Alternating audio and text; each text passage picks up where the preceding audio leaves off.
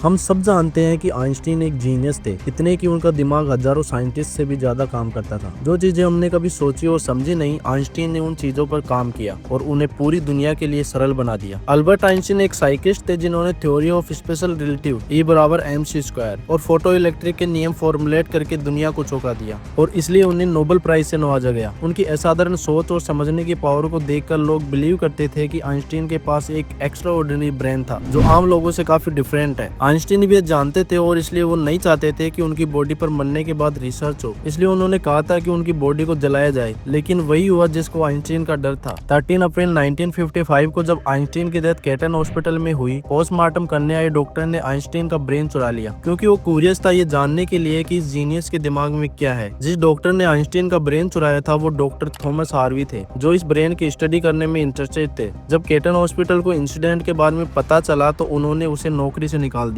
Doctor Harvey ने Albert Einstein के बेटे हंस अल्बर्ट को ब्रेन पर रिसर्च करने के लिए मना लिया। डॉक्टर हार्वी एक पैथोलॉजिस्ट थे जिनको सिर्फ पोस्टमार्टम करना आता था और इसलिए वो थोड़ा बिलीव करते थे कि वो जीनियस के ब्रेन पर रिसर्च कर पाएंगे। लेकिन सिचुएशन ये थी कि डॉक्टर हार्वी ने केटन हॉस्पिटल में अपनी जॉब खो दी थी, इस कारण उनका खर्चा चलना बहुत ही मुश्किल हो गया था। उन्होंने ब्रेन की बहुत सारी फोटोज ली और ब्रेन को 240 स्मॉल पीसेज में कट कर दिया और हर पीसेज को जार में प्रिजर्व करके उन्होंने उन सबको अपने बेसमेंट में छुपा दिया। उनकी अपनी वाइफ से आर्गुमेंट्स हुए उनकी जॉब को लेकर, बट फिर वो आइंस्टीन का ब्रेन स्टडी करने की कोशिश में लग गए। कई सालों बाद भी डॉक्टर हार्वी आइंस्टीन के ब्रेन पर कोई सॉलिड रिसर्च नहीं कर पाए। उनका मेडिकल लाइसेंस कैंसिल हो गया और सिचुएशन उनके लिए इतनी खराब हो गई कि उन्हें एक प्लास्टिक फैक्ट्री में काम करना पड़ा। उस समय उन्होंने एक गुड डिसीजन लिया कि ब्रेन के डिफरेंट पीसेज को वर्ल्ड के बेस्ट न्यूरोलॉजिस्ट को डिटेल्स रिसर्च के लिए भेज दे और उन्होंने वही किया। ब्रेन चुराए जाने के 30 साल बाद फर्स्ट टाइम 1985 में आइंस्टीन के ब्रेन पर एक स्टडी पब्लिश हुई जिसमें यह पाया गया कि आइंस्टीन का ब्रेन आम लोगों के दिमाग से बिल्कुल अलग है। सबसे बड़ा डिफरेंस कॉर्पस कलोसुम पार्ट में पाया गया। अब ये जानना इंपॉर्टेंट है कि ह्यूमन ब्रेन दो हिस्सों में डिवाइडेड होता है। जो भी काम आदमी करता है वो एक पार्ट में प्रोसेस होता है और फिर ब्रेन उस पार्ट से बॉडी को सिग्नल भेजता है। लेफ्ट ब्रेन बॉडी के राइट हिस्से को कंट्रोल करता है और राइट ब्रेन बॉडी के लेफ्ट हिस्से को कंट्रोल करता है। और 19% लोगों के लिए लेफ्ट ब्रेन बोलना, समझना, मैथ कैलकुलेशन और लिखने के लिए काम करता है। राइट ब्रेन क्रिएटिविटी, चीजों को समझना, आर्ट और म्यूजिक के लिए काम करता है। आइंस्टीन का कॉर्पस कलोसुम आम लोगों से बड़ा था, इसका मतलब उनका लेफ्ट ब्रेन और राइट ब्रेन का स्ट्रॉन्ग कनेक्शन था, जिसके कारण आइंस्टीन बड़ी से बड़ी प्रॉब्लम्स और सिचुएशन को इमेजिन कर सकते थे। और साइंटिस्ट मानते हैं कि ये गुड न्यूरॉन फ्लो का रीजन था। गुड फ्लो ऑफ न्यूरॉन्स का मतलब है कि उनके पास मैथमेटिकल कैलकुलेशन के लिए ग्रेट पावर थी। आइंस्टीन के पास पेन और पेपर का यूज किए बिना अपने दिमाग में हार्ड मैथमेटिकल प्रॉब्लम सॉल्व करने की पावर थी। एक रिसर्च के अकॉर्डिंग ज्यादा न्यूरॉन होने का एक और रीजन ये भी था कि जब आइंस्टीन का ब्रेन वेट किया गया तो उसका वजन 1230 ग्राम था, जबकि नॉर्मल वुमेन्स बीइंग के लिए यह 1400 ग्राम का होता है। लेकिन सबसे बड़ा क्वेश्चन ये था कि आइंस्टीन ऐसे स्पेशल ब्रेन के साथ बोर्न हुए या बाद में बदलाव हुए। रिसर्च करने के बाद पाया गया कि जब आइंस्टीन पैदा हुए थे तो उन्होंने 5 साल की एज के बाद बोलना स्टार्ट किया, जबकि दूसरे बच्चे 2 या 3 साल की एज में बोलना स्टार्ट कर देते हैं। बोलना स्टार्ट करने के बाद भी उन्हें ज्यादा बोलना पसंद नहीं था और वो अपने ही विचारों में खोए रहते थे। उनकी मेमोराइजिंग पावर लेस थी और सिर्फ यही नहीं, उन्हें सिंपल टेबल मेमोराइज करना हार्ड लगता था। वो मैथ्स और नंबर्स को लॉजिकल वेज में प्रोसेस करने में मास्टर थे। अपनी स्कूल लाइफ में वो अदर सब्जेक्ट्स में फेल हुए लेकिन मैथमेटिक्स और साइंस में उन्होंने टॉप किया। जब अल्बर्ट आइंस्टीन 12 साल के थे तो एक फैमिली टीचर ने उनकी जियोमेट्रिक बुक उनके हाउस में छोड़ दी। सरप्राइजिंगली आइंस्टीन ने वो बुक एक दिन में रीड कर ली और अपने जियोमेट्रिक कॉन्सेप्ट्स क्लियर कर लिए। मैथ्स और साइंस पर उनकी ग्रिप इतनी स्ट्रॉन्ग थी कि प्रोफेसर्स नर्वस हो जाते थे जब वो क्वेश्चंस पूछने के लिए हैंड रेज करते, क्योंकि आइंस्टीन के क्वेश्चन टीचर्स के लिए भी सोल्व करना हार्ड था। वेरी यंग एज से ही वो दुनिया के लॉज को एक स्मॉल इक्वेशन में सोल्व करना चाहते थे और ये उनकी लाइफ का मिशन भी बन गया। 26 साल की एज में आइंस्टीन ने 4 रिसर्च पेपर्स पब्लिश किए और वर्ल्ड को सरप्राइज कर दिया और इसीलिए उन्हें पीएचडी डिग्री दी गई और इंसानों के लिए बेहतर काम करने के लिए नोबेल प्राइज दिया गया। कई डॉक्टर्स और साइंटिस्ट इस कंक्लूजन पर आए कि आइंस्टीन का ब्रेन उनके बर्थ के बाद स्पेशल बना। इसके पीछे सबसे बड़ा रीजन ये था कि जब उन्हें अपने क्वेश्चंस के आंसर नहीं मिलते तो वो अपने ब्रेन की हेल्प से आंसर ढूंढने की कोशिश करते। ऐसा करने से यंग एज से ही उनका ब्रेन डेवलप हुआ। आज आइंस्टीन का ब्रेन अमेरिका के मुटेर म्यूजियम में रखा गया है, जो छोटे छोटे स्लाइसेज में प्रिजर्व्ड है। आशा करते हैं आपको ये वीडियो पसंद आई होगी। वीडियो को लाइक कर देना और चैनल को सब्सक्राइब भी कर लेना। मिलते हैं अगली वीडियो में, तब तक के लिए नमस्ते।